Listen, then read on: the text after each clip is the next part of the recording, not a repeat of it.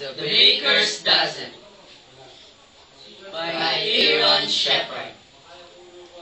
In the Dutch colonial town, later known as Albany, New York, there lived a baker, von Amsterdam, who was as honest as he could be. Each morning, he checked and balanced his scales, and he took great care to give his customers exactly what they paid for, not more and not less. Van Amsterdam's shop was always busy because people trusted him and because he was a good baker as well. And never was the shop busier than in the days before December 6th, when the Dutch celebrate St. Nicholas Day. At that time of year, people flocked to the baker's shop to buy his fine St. Nicholas cookies. Made of gingerbread, iced in red and white.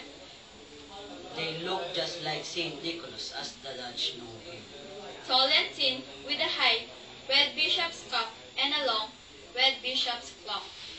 One St. Nicholas Day morning, the baker was just ready for business when the door of his shop flew open. In walked an old woman, wrapped in a long black shawl. Have come for a dozen of cute St. Nicholas cookies. Taking a tray, von Amsterdam counted on 12 cookies. He started to wrap them, but the woman reached out and stopped him. I asked for a dozen. You have given me only 12. Madame, everyone knows that a dozen is 12. But I say dozen is 13. Give me one more. Van Amsterdam was like a man to bear foolishness. Madame, my customers get exactly what they pay for, not more and not less. Then you may keep the cookies. She turned to go, but stopped at the door. Van Amsterdam, however honest you may be, your heart is small and your fist is tight. Fall again, mount again, learn how to come again. Then she was gone. From that day, everything went wrong in von Amsterdam's bakery. His bread rose too hot or not at all. His pies were sour or too sweet. His cakes crumbled or were chewy. His cookies were burned all doughy. His customers soon noticed the difference. Before long, most of them were going to other bakers. That old woman has bewitched me. Is this how my honesty is rewarded? A year passed. The baker grew poorer and poorer. Since he sold milk, he baked little, and his shelves were nearly bare. His last few customers slipped away. Finally, on the day before St. Nicholas Day, not one customer came to Van Amsterdam's shop. At day's end, the baker sat alone, staring at his unsold St. Nicholas cookies. I wish St. Nicholas could help me now. Then he closed his shop and went sadly to bed.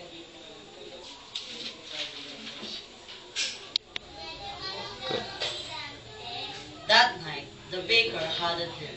He was a boy again, one in a crowd of happy children, and during the midst of them was St. Nicholas himself.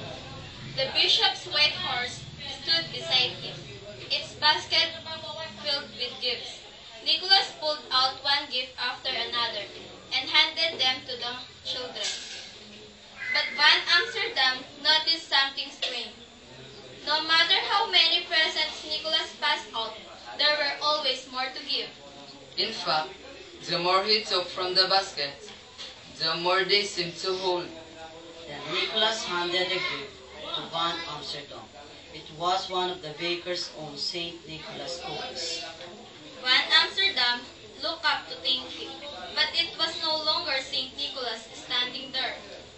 Smiling down at him was the old woman with the long black shawl. Van Amsterdam awoke with a start. Moonlight shone through the half-closed shutters as he lay there thinking.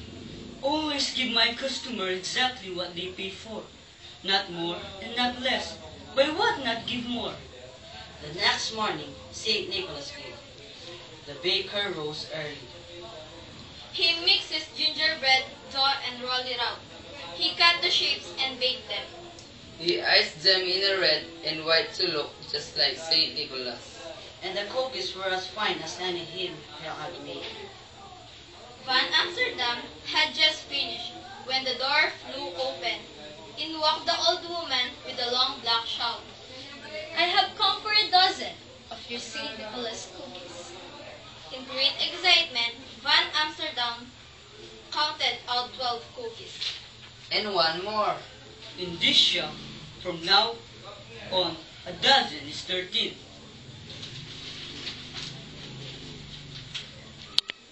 She paid for the cookies and started out. But as the door swung shut, the baker's eyes seemed to play a trick on him. He thought he glimpsed the tail end of a long red clock. As the old woman foretold, Van Amsterdam was rewarded. When people heard the counted 13 as a dozen, he had made more customers than ever. In fact, Van Amsterdam grew so wealthy that the other bakers in town began doing the same. From there, the practice spread to other towns, and at last, through all the American colonies. And this, they say, is how 13 become the baker's dozen. A custom common for over a century. And alive in some places to this day. And how the baker's dozen become 13.